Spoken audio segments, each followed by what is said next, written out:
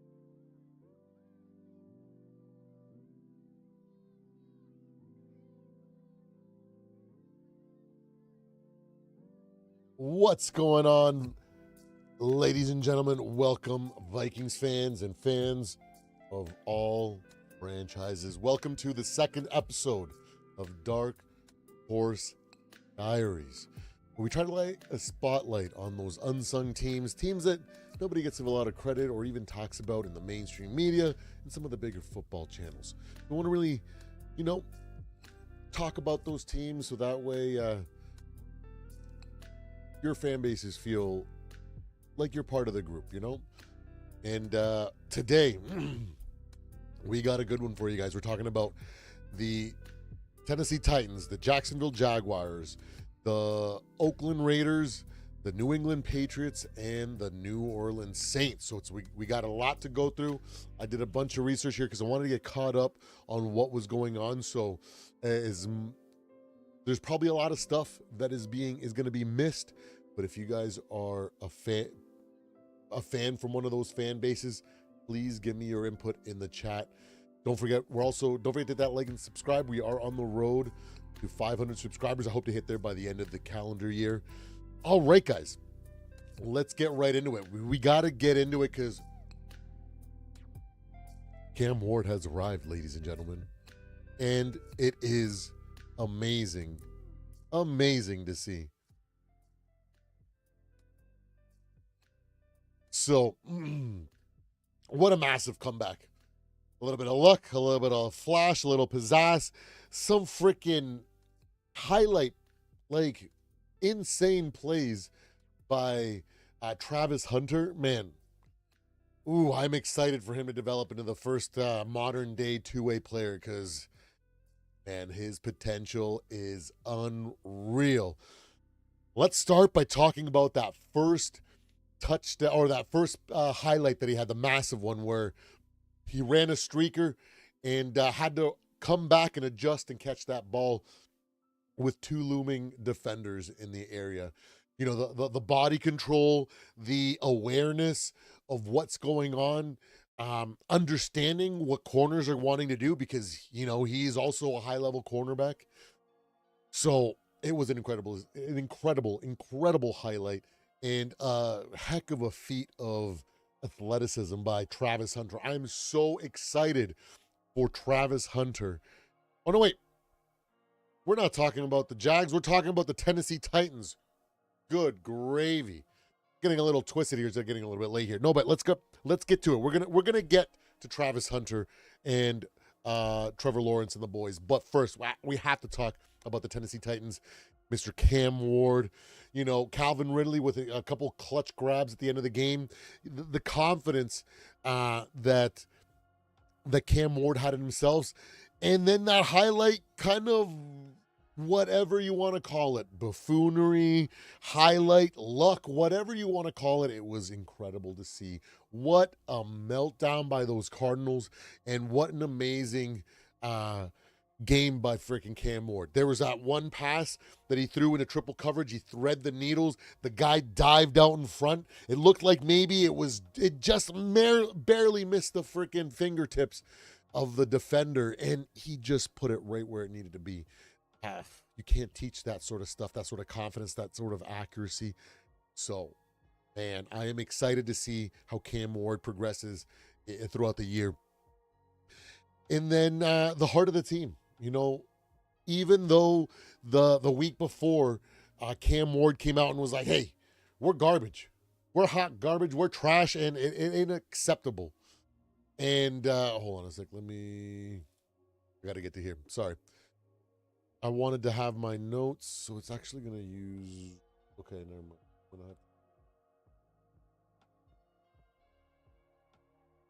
So I want to talk off the top of the head first about these teams. So let's get to the scoreboard. I'm getting way ahead of myself. Let's get so excited talking about some of these other teams. Where the heck where'd you go? Duh, right there. Duh, right there. All right. Man, unbelievable. Let's talk about it, guys. Cam Ward, 21 for 39, 265 yards. A little bit low on the completion percentage, which doesn't matter when you win. So 6.79% average yards per attempt. No touchdown, 1 interception, 2 sacks. So overall, decent game. Like, when you look at some of the passes that he made there, man, he throws a really nice ball. Over the top, freaking daggers with a lot of accuracy.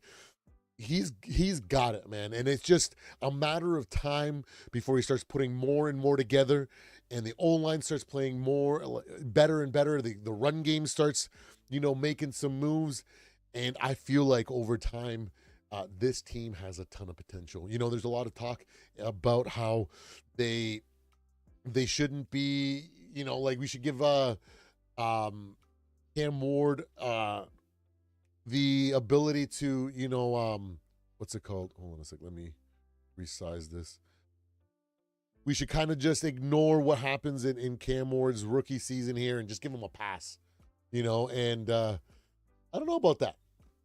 I just don't know about that. He's looking good. Maybe he shouldn't be given a pass this year, and maybe what we saw from him and the team this week is something that we're going to be expecting going forward. So, incredibly fun team, and I'm so excited. And I want to kind of go back because I did a little bit of research about all these teams, and I wanted to do each team its due diligence. So I went through, preseason positives as well as negatives and stuff like that, kind of giving for those that are maybe Vikings fans that are here or other teams, kind of a good insight. And if you guys are Titans fans, let me know in the chat what you guys are seeing too.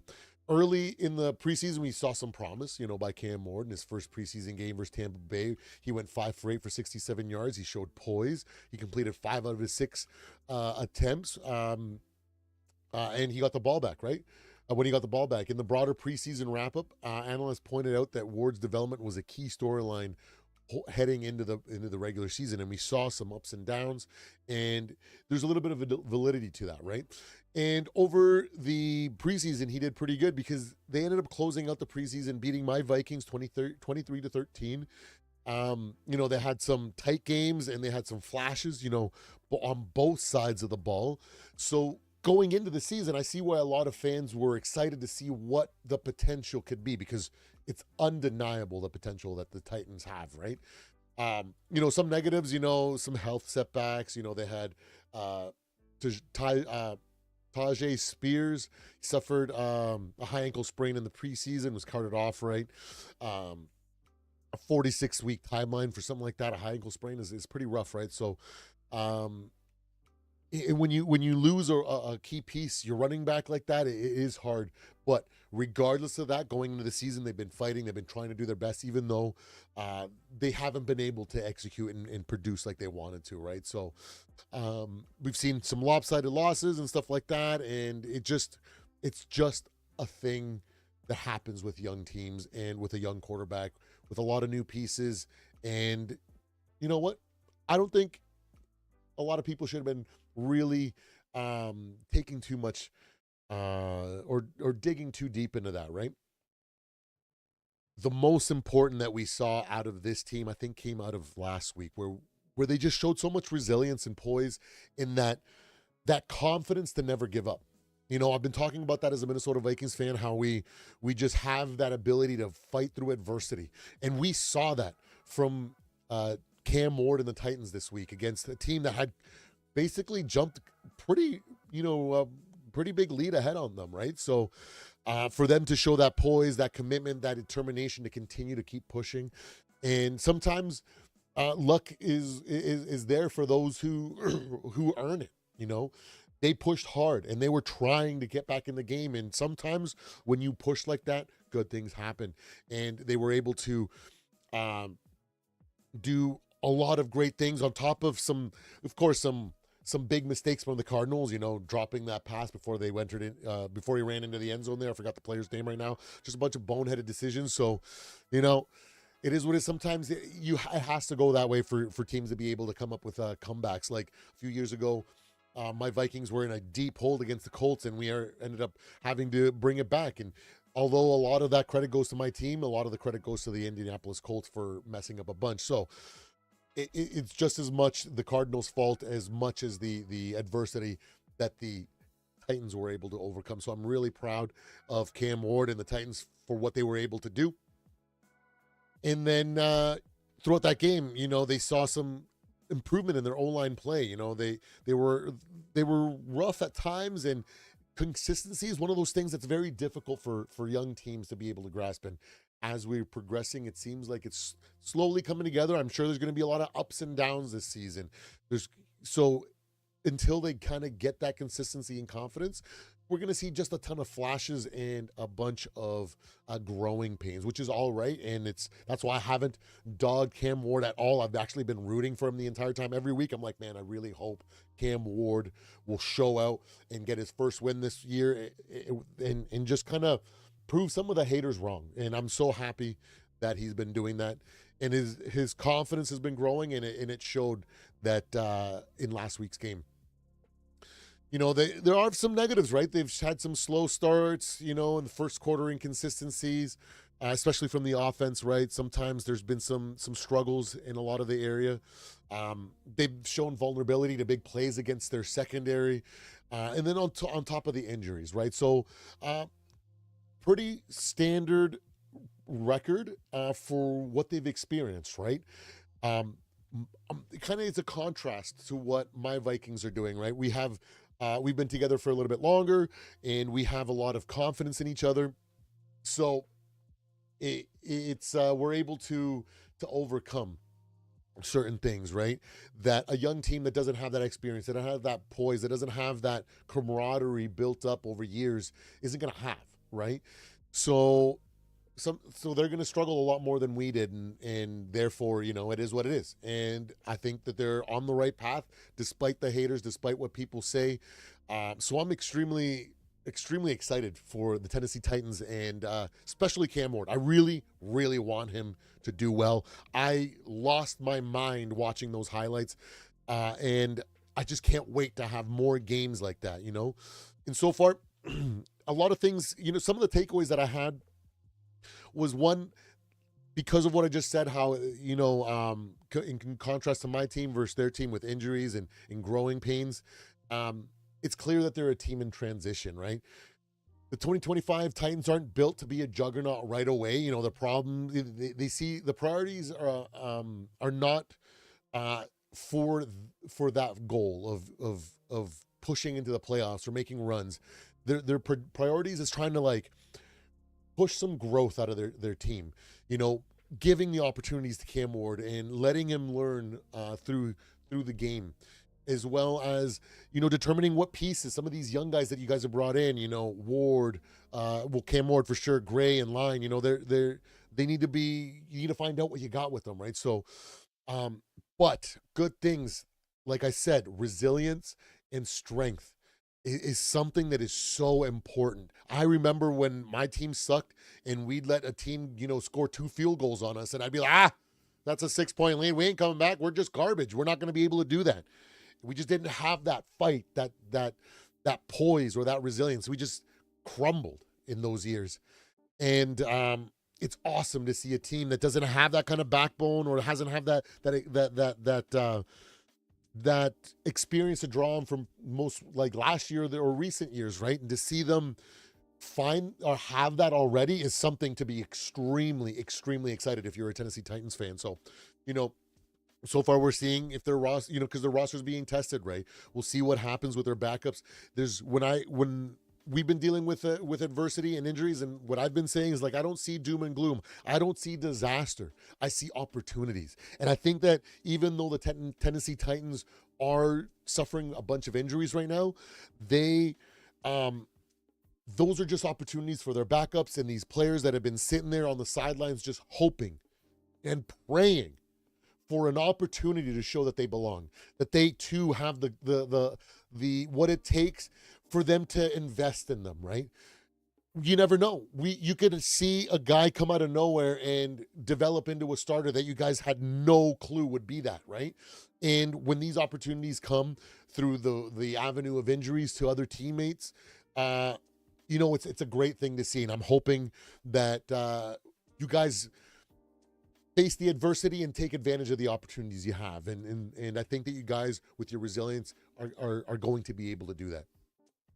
And man, Cam Ward, Cam Ward is the guy, man. He throws such an incredibly nice ball. He is very poised, and he's his pocket awareness, his ability to scramble, all these things are great signs that he's got so much potential, and I can't wait to see what he becomes. Now, there are a lot of rookie mistakes, and I am definitely not one to forget and ignore the fact that rookies are allowed to make mistakes. They're allowed to look overwhelmed. They're allowed to take sacks, throw interceptions, and outright look bad at times. It's hard to adjust to the NFL speed for any rookie. So I refuse to take out those frustrations on any rookie, on any team. I've been doing it since last year, specifically with Spencer Rattler, because I liked what I was seeing. Even though it wasn't as efficient as it needed to be, I could see the signs that he was going to develop into a pretty decent quarterback. And he's slowly becoming that. And when I look at Cam Ward, I'm like, oh, it's like the same thing, but so much more potential. And I just can't wait for him to start, getting more of that accuracy dialed in, more of that, the ability to handle the speed, getting through his progressions, and really hitting his receivers in stride, and just becoming into that NFL caliber quarterback, and then evolving into a franchise quarterback, because I think he definitely is more than capable of becoming that. I think it's almost a foregone conclusion. I think he's going to be that good. And I think we saw some of that last week. And so I'm happy that for the Tennessee Titans. Now, the defense has had its flaws. It's had some ups and downs, but they're pretty decent at stopping the run. They've had some great individual defensive performances, and they've held up better in a lot of situations than most people expected.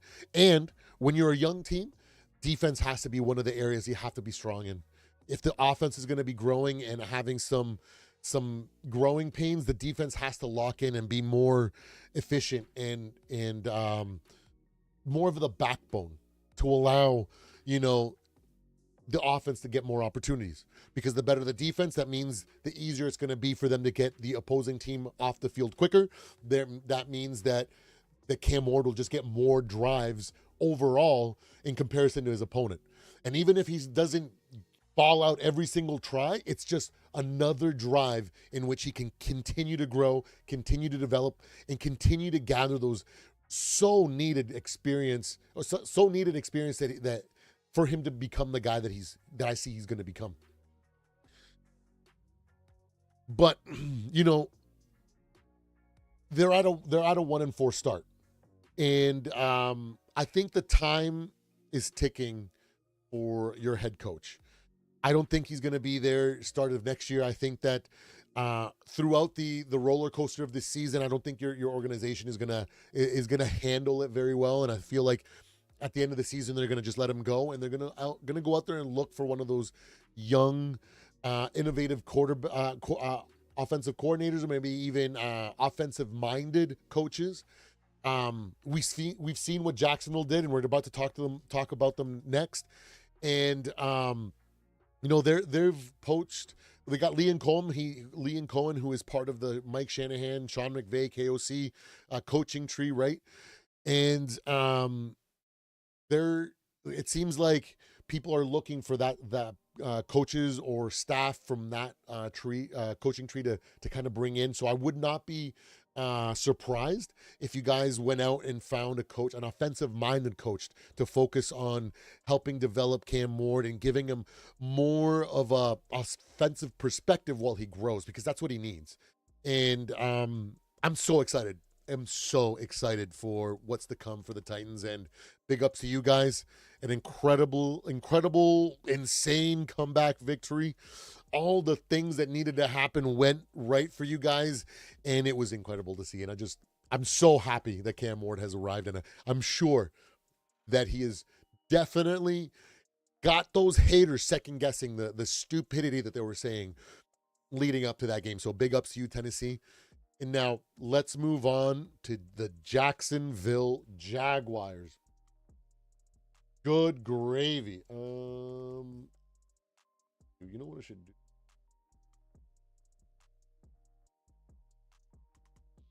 Where is it? Let me get something here. So we got the Jacksonville Jaguars that took down the oh so mighty Kansas City Chiefs in a heck of a game. Guys, wow. I almost skipped the Titans. I was so excited to talk about Travis Hunter, and I just kind of went into from Cam Ward into Travis Hunter, forgetting what I was talking about, because I was so excited to see the emergence of the next two-way player, the modern day two-way player. Like, man, I don't know. Prime is incredible. There's nobody can match his bravado, his skill set. But man, does Travis Hunter have a shot? It's incredible. That streaking route that he caught when he had to come back and adjust to the ball. The ability to be aware of what's going on and understand to keep looking for the ball and understanding what the defenders are going to do, right? So, which is why he kind of modified that route, or maybe he ran it a little. I don't know if he modified or he ran it a little bit. Regardless of what it was, it ended up working perfectly. And it goes to show, because when you're such a high level corner and then you're also playing receiver, you almost kind of can anticipate with a lot more accuracy what the defender is going to do. And I think he played those two defenders like a fiddle in that play. And on top of the fact, the athleticism that we saw, how do you stop on a dime, identify where the ball is, and then adjust and contort to make sure you catch that ball? Unbelievable. And then you cradle it in there to not let the ball hit the ground as you're gaining control of the ball. Incredible. Absolutely incredible. And then later on at the end of the game, when it really counted, when they needed to get deeper into field goal range and continue to kill the clock, he catches a nice little freaking curl route or slant. I can't remember. I just remember him catching the ball and thinking, oh man, he's about to get taken down. And then he's like, and he's just breaking ankles. Two players goes for like 13 yards. Unfreaking believable, guys. Like, if you're a Jacksonville Jaguars fan and you see something like that happen, how could you not be excited? You know what I mean? And then going into the season, the reason I put you guys here, even though you guys have a higher record than other Dark Horse teams that we're going to talk about today, or Dark Horse Diary teams that we're going to talk about, is because going into the season, everybody predicted you guys to be bottom of the league, middle to bottom of the league. And you guys have done such an incredible job over the first 5 weeks to kind of shatter expectations. So that's why I had to talk about you guys. Trevor Lawrence, I don't know how you guys were feeling going into the season after so many years of failing to reach the heights of the anticipation or potential that people have been giving him for so long. So I'm curious to hear from you Jaguar fans, what you guys were feeling when it came to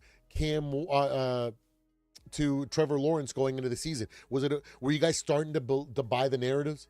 That he's just a potential bust, or at the very least, maybe not a bust, but like just an average quarterback that's he's reached his ceiling. Like, were you starting to buy in, or were you refusing to let that kind of lead your story? You know what I mean? Like, you guys let me know in the comments or in the chat, because I'd love to hear it.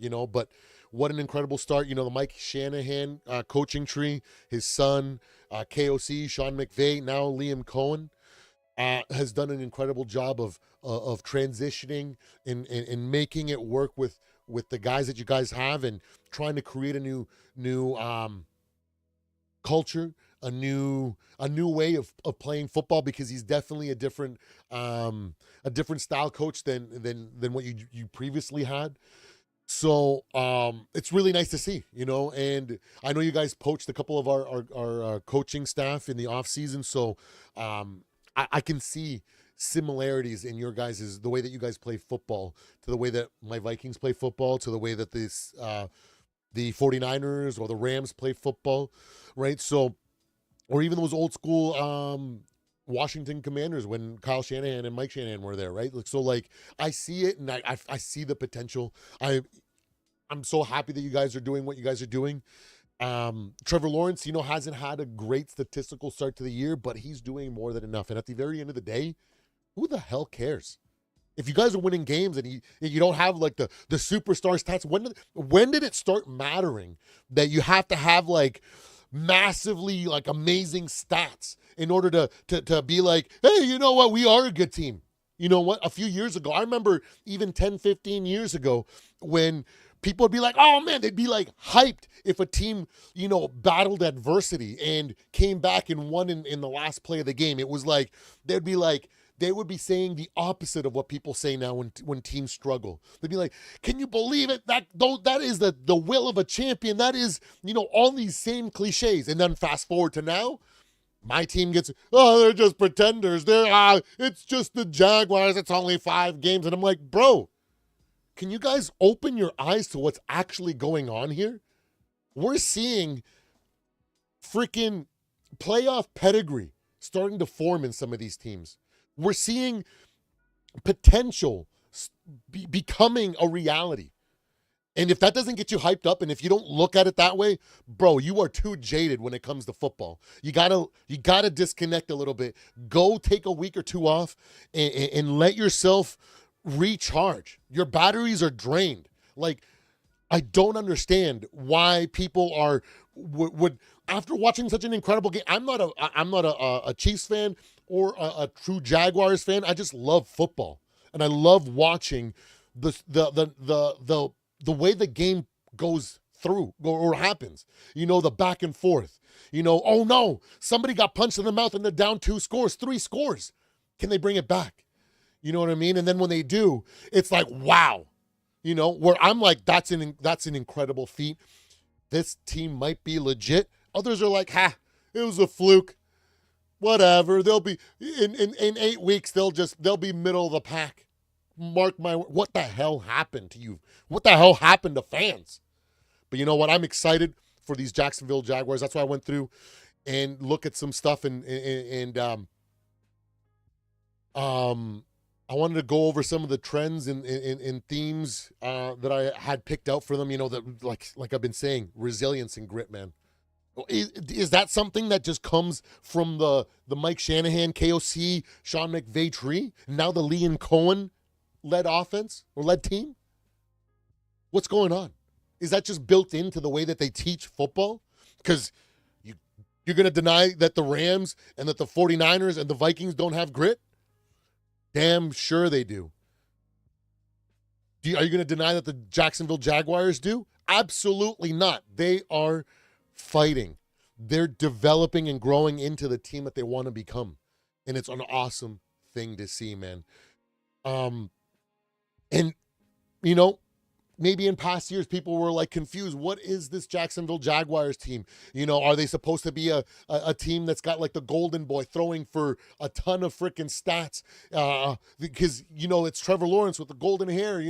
It's Samson. Out there. What people like were speculating what type of identity this team was, and you know what? I think Liam Cohen has definitely brought in the new identity, the new culture, and I like what I'm seeing over there. There's still a lot of season to go, so I'm sure there's going to be a lot of ups and downs, but I'm excited to see what they do. And there's been a couple injuries on the Jaguars as well. So, man, so many injuries around the year, and everybody's depth is being tested some way or another. Whether it's the O-line, whether it's your DBs, whether it's your corners, right? Everybody, offensive players, quarterbacks, tight ends, everybody's getting injured, right? And everybody's depth is getting challenged. And like I said, when I see that stuff happen, I don't freaking see disaster. I see opportunities. I see opportunities for the guys that have been sitting there year after year just waiting for an opportunity to take the field and show that they belong to, and they should. And that's what I'm seeing from a lot of players. Blake Randall, our center, that's never played center. You know what I mean? It's happening all over the league. And I'm so happy to see that it's happening with the Jacksonville Jaguars. And the last point that I wanted to put down when it came to the Jacksonville Jaguars, I said, I just wrote down two things. Explosive, Travis Hunter's crazy, and efficient. As statistically not a great start to the season for Trevor Lawrence, he's done everything he's needed to do. He's protected the ball as best he can. You know what I mean? Like, it's efficient. It's a good offense. It's just growing. And I'm excited to see what you guys are going to do going forward. Next, I want to talk about the New England Patriots. The New England Patriots shocked the world last week. 23-20 against the Buffalo Bills. Man, this wasn't a secret to me. Because before the season, I said, man, the two teams that are going to be showing and turning heads is the exact thing that I said. The two teams that are going to be turning heads and showing a lot of potential this year are going to be the New England Patriots and the New York Giants. Last week, the Giants, or the 2 weeks ago, the Giants shocked the world. Took down those Chargers that a lot of people had coming in off a really good start as one of the best teams in the league. They've got some injuries and now they're dealing with it, and so they have to adjust, right? Opportunities. And hopefully this coming forward, we'll see how they react and go moving forward. But man, Drake May and these Patriots, Mike Vrabel, my early prediction, coach of the year. Incredible, man. In that game, Drake May threw some spectacular passes. He is definitely a lot more refined than last year. There were some passes that he made this past week and has made throughout the season that last year would have gone for incompletions or like easy incompletions or interceptions. And he's not doing that this year. It shows growth. It shows poise. It shows development, man. Like, unbelievable. His command of the offense. Yo. Is that all Mike Vrabel? I don't know. Is it their coaching quarterback room? I don't know. But it's looking good. Is it an influence from Stephon Diggs? I don't know. Sounds like Stephon has matured into a leader now. After learning, bouncing around after he left the Vikings and the Bills, the Texans, right? So, yeah. It's looking really good. But, like, let's go back to Drake May because I want to talk about one specific play that Drake May did last week. This man rolls out in the moment where, like, you have to complete this pass. You got to get this first down in order to win the game. And he breaks free from a tackle. Or, no, he's not even breaking free. He's like almost like as he's getting tackled, he still gets the ball off, a little like weird sidearm. and Diggs makes just an incredible adjustments to make the catch, and then beelines it up the field. Absolutely incredible. You can't teach that. And these Patriots look like they got one. They really do, man. They've done a great job of developing Drake May. And, the Patriots are my brother-in-law's team, so I kind of low-key root for them a little bit. They were the Patriots of the late 2000s, early 2010s. Those are the teams that I watched learn how to play Madden, to be totally honest. I said, well, which offense do I need to mimic? Or what team do I need to learn from in order to be a dominant Madden player? And guess what? I watched the Patriots every week, and I try to dissect everything what they were doing. I try to learn what it is that they try to do. And I went from getting blown out by my team, by my college roommates, to just embarrassing everybody, putting 50s on everybody. And I love to see the resurgence of this team. So I have a soft spot for them, right? So big ups to them. Man, Stephon Diggs, I don't know. Maybe you should be getting a girl. No, I'm joking. That's a bad joke. But maybe the fact that he's going to be a father soon has kind of triggered some maturity to kind of develop. Maybe that leadership, that poise that we saw. Did you guys see him on the sideline? Unfreaking believable. The passion. Man, he was like all about willing his team to win. He was the epitome of a freaking leader. And it's really beautiful to see. On top of the fact that he caught 10 passes for 146 yards. What can't he do, man? I'm a big fan of Stephon Diggs. I got him to sign one of my jerseys, and I got a picture with him. So like, it was an incredible time, and I really like him, and so I'm happy to see him in his resurgence, right? And now let's talk about the offense, right? A couple weeks ago, everybody was laughing and clowning the Patriots after they fumbled away the game to the Steelers, but what I was seeing, I was like, hey, you know what? There was a lot more things that I liked that the Patriots were doing than the Steelers were doing. The Steelers just looked rusty to me, and the Patriots were just like, it was like that it's like that kid that gets like a new toy for the beginning, even though they kind of have an intuition of how to use it. They're clumsy. They haven't learned, right? And it was kind of like they were just kind of in that stage, and they was making a lot of turnovers. And I feel like it was more the Patriots lost the game that the Steelers won the game. And now we're looking at them a couple weeks later, and all of that seems to be cleaned up. And I think that's very much due to the fact that Mike Vrabel is a great coach. And I can't wait to see how this offense evolves. It's a great balanced offense between the offense and the run game. Like their passing game and their run game. Ramondre Stevenson has been contributing. It's been awesome. They got big play capability. Drake May can freaking sling it, guys. And once he dials in and he's even more poised and more accurate and more decisive, he is going to be a problem, guys.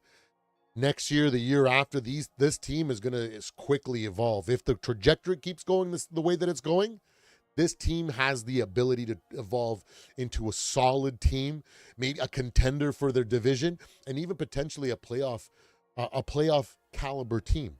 Maybe not a deep run or a dark horse Super Bowl team or anything like that, but getting to that point where you can make it to the playoffs consistently and then start working and developing in the playoffs is a thing that's very difficult to accomplish. And they're right on their way. So I'm really, really happy with what's going on in New England right now. And then some things, an overall assessment that I was like, I said I wrote some stuff that what's going well. The Patriots are showing that they can beat good teams, the Bills on the road, right? Drake May is trending upwards, and he's developing such a great chemistry with Stephon Diggs, and Stephon Diggs looks like he hasn't lost a step. He is still that dynamic receiver, and he's still got that chip on his shoulder that makes him elevate to that level. So it's amazing to see. Defense and special teams have had enough positives to support the team when it needs, which is incredible. Like there was a couple good run backs and some good punts and good field, just a lot of good things that the special teams are doing, right? And defense was doing pretty decent against the Bills. One of the prolific offense of the last 5 or 6 years. They put up the most points out of anybody, out of every team in the NFL in the last 5 years. And they went toe to toe with them and they held them to 20 points. If that doesn't get you fired up, like I just don't know what will. I honestly don't know. There's still some questions, right? They got some depth issues, if suffering some injuries, but like I said, opportunities. Somebody's going to get a chance, and they're going to take control of it, and they're going to prove people wrong. So I'm excited to see that. They got a inconsistency and the lack of continuity game to game efficiency is going to be something that they're going to struggle with all season, because as good a coach as Mike Vrabel is, it takes time to develop that discipline, right? You got to have a hard-nosed coach holding your feet to the fire, forcing you guys to learn and build that chemistry amongst each other, so that you guys can be more disciplined and avoid the false starts, the offsides, you know what I mean? Like all these little self-inflicted penalties and mistakes, miscommunications, right? But this year, despite all the ups and downs, I feel like it's going to be a tremendous year of growth and learning for these Patriots. And I'm telling you, if they do it really, really well, they could be something of a problem starting as soon as next year. So big ups to the Patriots. Now let's move on to the 2025 Raiders. Now, the Raiders have disappointed a little bit here. And, I had a lot of high hopes for them. I really like Geno Smith. I've talked about it a lot in this on this channel, how he basically made me fall in love with footwork in the pocket. Last year when he was in Seattle, there were so many times where his footwork was so incredible, so crisp, his intuition, his pocket presence, the ability to feel pressure. It was just insane. He did so well. There were so many times watching him step up into the pocket, sidestep defenders, and then let one go. Like, it was beautiful to see. So I really wanted him to succeed when he got to the Raiders. I love what Alshon Gentry did in college. So I was excited to see which team he landed on and what he could bring to the table. And over the last couple of weeks, he has definitely shown that he has the capability to be a freaking workhorse, freaking dominant running back in this league. So I'm excited to see him grow, and I'm excited to see what they can start putting together when it comes to chemistry and being more efficient, because that's definitely the problem what they have, right? They have so many new things. They have new quarterback, they have new running back, they have new in so many different areas. And when you have that much new, it's very difficult to find that consistency and build the discipline that you need in just an off-season, OTAs, preseason. It's gonna take even a whole season sometimes in order to develop that consistency and that poise. And week to week, they're struggling. First week they did awesome. A lot of yards put up by Geno, and I think that you guys came out with a win on that. Was the week 1 win that you guys got. And then, every week, we see flashes here and there. It's just so inconsistent. But I see the potential, and man, I really want to see these Raiders succeed. I like what they got going. I like the pieces and the potential that they have. That's why I watch every single one of their games, and I enjoy watching their football. And but we gotta. There's things that we gotta watch going forward, because I try to take a different topic instead of just takeaways every single time, but things that we need to watch going forward with this team, right? We got to keep looking and watching how Geno Smith is adapting. Sometimes it's the O-line play. Sometimes it's his decision-making in the situation. Is he going to regain some of that composure and that confidence that he had last year? Is the O-line going to start solidifying and giving him the time that he needs in order for him to work back there? Because if he's got the time, we know what he can do. So I'm excited to see. And that's definitely something that I'm going to be watching going forward with him, right? And then can the defense, start finding an identity and finding a way to kind of, at the very least, get really good in the red zone, so that they're not giving up so many points, so they can try to stay in the game and give the offense some hope, some life, the feeling like that if we just try, we might actually win, So I want to see that from the defense going forward. Depth, injury management. Like I say, I got opportunities written here. We got to see some of these guys step up. Injuries happen. Next man up. And so I want to see some of these teams develop into the team, into the players that they should be. I want to see some players take advantage and just take over that starting position because they just are better than the injured guy. You know what I mean? Whatever it is. I just want to see some great things from this team.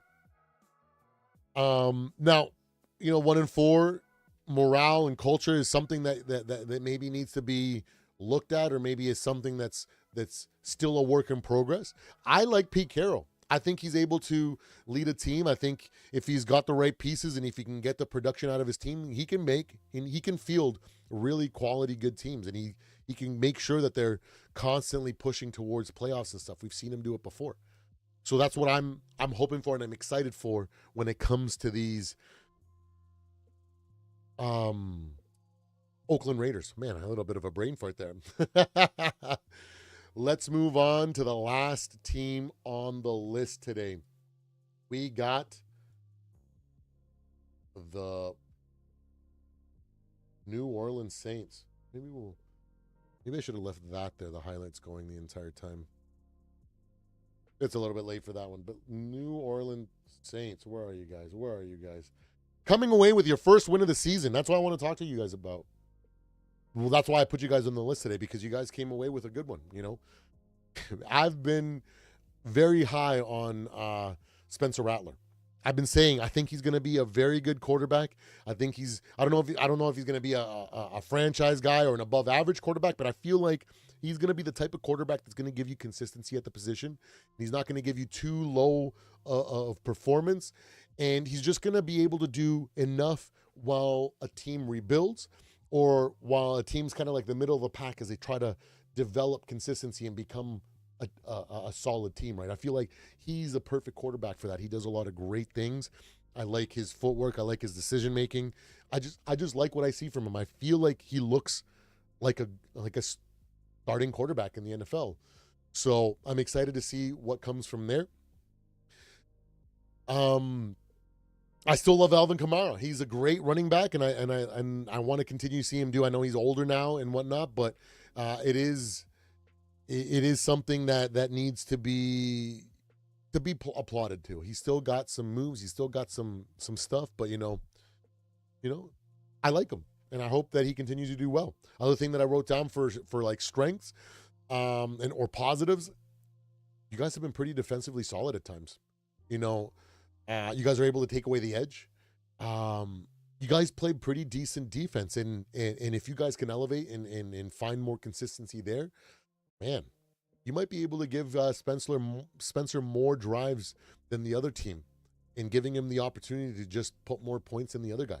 So you guys might be really, really close to being able to consistently pull out, going from like that 3, 4, 5 wins that people might be putting you guys at to like maybe 7, 8, 9, getting to a point where you're like, it's genuine progress, right? And that's what I'm hoping to see. And that's what I wanted to see from Spencer Rattler and the Saints. And they've started 1-4, right? So, but yeah. And then breakout secondary, man, in week 5, 2 interceptions on key passes, and key pass breakups by Kool-Aid McKinstry. What an awesome name. So big ups to the secondary, and you guys got a guy that looks like he can develop into maybe a premier corner. And if you guys got that, and you guys can shut down one side of the field, hey, you guys got something going on defense. So that's why I'm excited to see how your defense evolves throughout the season. And now, the biggest point that I put down for the strengths, you guys got that monkey off your back. You guys got your first win of the season, and that's a big accomplishment. for any team that's, trying to develop that consistency. You're trying to find relevance and trying to find a footing in the NFL. It's awesome to see, and so I'm so happy to see that from you guys. And then, positives going forward. The defense and the secondary, you got to keep building and coming into their own. The team has been showing resiliency at times, and it's just got to be they've got to be able to complete the games, the comebacks, right? So, and that first win might just elevate them to have a little bit of a psychological boost going forward. Maybe even if it is just a placebo effect, so they guys can maybe translate that into a couple wins. You never know, So that's why I'm hoping for the best, right? And yeah, one other thing. Oh, the turnover differential. It's pretty decent. It's favorable. If they can continue to do that going forward like they did last week, they might have something there. So I think it's a really good. That's right. Yeah, I stopped playing fantasy football a while back. I usually, with the guys that I was playing, it was kind of easy, so I just kind of stopped. But and I just kind of dove to be more of a fan and try to learn and get into every single team. So great comment, John. And so, yeah, the schedule is a challenge. They got some tough opponents coming up, the 49ers, the Bills, right? So they are going to face some more adversity, but I like what I'm seeing from Spencer Rattler and the Saints. So I'm pumped, and I'm happy that you guys are doing well, and I hope that over the next couple of years, you guys kind of find some more relevancy, and I can continue to find bright spots to talk about you guys, because I like what you guys are doing. And yeah, I think that pretty much does it here, guys. I hope you guys enjoyed this episode of Dark Horse Diaries. Going forward every Wednesday, somewhere between 7 and 9, because I got to, after I finish my main live, I got some chores and things I got to handle, responsibilities, grown-up things I got to do. So I'll be trying to start somewhere between 7 or 8 p.m. Eastern time. And every week I'll try to talk about a handful of teams that I feel like need to be talked about on a regular basis. And if we get a bunch of people showing up and talking about their teams, we will spend some time listening to what you guys say and talking about the teams that you love. Because you guys need that spotlight put on you guys. You guys show up every week just like the front runners do, and nobody seems to care, but I do. I actually do, and I want to see your fan bases not suffer, not agonize. And sometimes it's just nice to hear a content creator from another team say, "Hey, I like what you guys are doing, and I hope you guys do well." And that's why we're doing Dark Horse Diaries. And I hope you guys like and subscribe, and I hope you guys join me every Wednesday evening after the main show, talking about these teams and giving you guys your opinions. Because, like I said, I think it's something worth doing. Don't forget, guys. Don't forget to hit that like and subscribe. We are on the road to 500 subscribers. I hope to hit that by the end of the calendar year. Going forward, we're going to be doing a lot of stuff. We got the power rankings. We got weekly picks. We got full breakdowns every Monday. I'm going to start just giving you guys my notes, because I feel like my notes gave me better insight, because I take my notes and then I try to rework them and try to come up with like the notes that I have, and I try to come up with like a narrative or kind of break it down. And I feel like sometimes my notes don't get through. So I think I'm going to just take my notes and I'm just going to use those as bullet points and kind of go through everything, so you guys can see what I'm seeing and why I have the confidence that I do in our Minnesota Vikings, and why I see, and it's the same perspective and the same approach that I do when I watch every football game that I watch. That's why I am so excited to see the Tennessee Titans do well. That's why I have been rooting for Cam Ward. That's why I'm so excited for Travis Hunter and Trevor Lawrence to come into his own. I want to see Trevor. Is it Trevor Etienne? I want to see Etienne kind of come back to that form that he was a couple of years ago, where he kind of broke out, and people are like, maybe he was a one-year wonder. I want to see him do good. And if he can do good, that means that offense is going to do, and that means the Jaguars are going to be happy. It's going to be a revitalized franchise, right? The Patriots, man, they're doing amazing. So, very, very excited, and I hope to see great things as the season goes forward. I hope to see more flashes, and I want to see Geno do well. I want to see Spencer Rattler do well. I want to see those teams become something. And I see the potential. I see the potential in a lot of these teams on the lower half of the spectrum, and you matter to me, and I know those teams matter to you guys. So going forward, that's what we're going to be doing every Wednesday. So I really appreciate it, guys. Thank you so much for tuning in for the second episode of Dark Horse Diaries, putting some respect on some of these teams because they deserve it too. The mainstream media won't talk about them. Other big football channels won't talk about them except for when they're making fun of them, but not here. We're going to be shining a light. So I love you guys. Thank you so much for joining me. I really appreciate your guys' support. I'll see you guys on the next one.